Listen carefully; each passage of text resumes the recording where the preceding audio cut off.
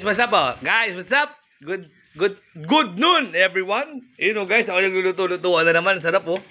Ang pork chop ini, guys. Abor na ba kayo sa food trip na yan, guys? Yan lang ang food trip namin nila Inday dito, guys. Ayan, oh.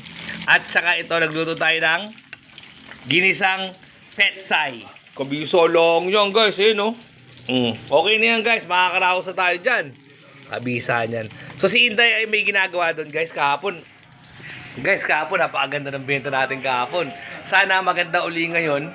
At tayo ay may tinda. Ayan na ulit. Ang lumpiang sariwa ni Inday at ang palawak ini pa rin, guys. Ayun, kabisoloong yun. Oh. Ready na ang Inday ko. Nagre-ready na. Oh, ha?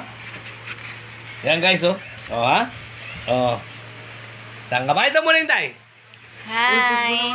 Siyempre pa, Good morning. Inday ko. Ayun, good morning, good afternoon na. Good afternoon Alas na pala. 12 na, Inday. Baka nababalag ba na agang ka? No. Yun mo dito sa bahay ko, guys. Oh. May mga students. Students of the year. Yung mga ML boys. Tsaka mathematician. Mathematician daw yan eh, no? Yan. Lalaban ko sa Matinik yan eh. Matinik idol. And guys, papunta ba kayo sa food trip na yan? Kabisoloong yun, ayun, oh. Simple lang tayo ngayon, guys, oh. So, sana maging maganda rin uli ang benta natin, guys.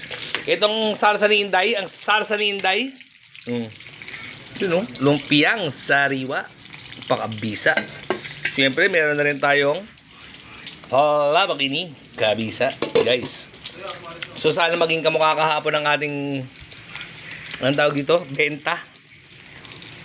Medyo napaganda laban natin kay Opong kahapon, guys, eh. Yun, oh. So, yun lang, guys. Kita-kits tayo ulit. Pakasurplong. Yun, oh. Bisa, oh. Bawal na ba kayo sa food trip na yan? Kabisaan yan.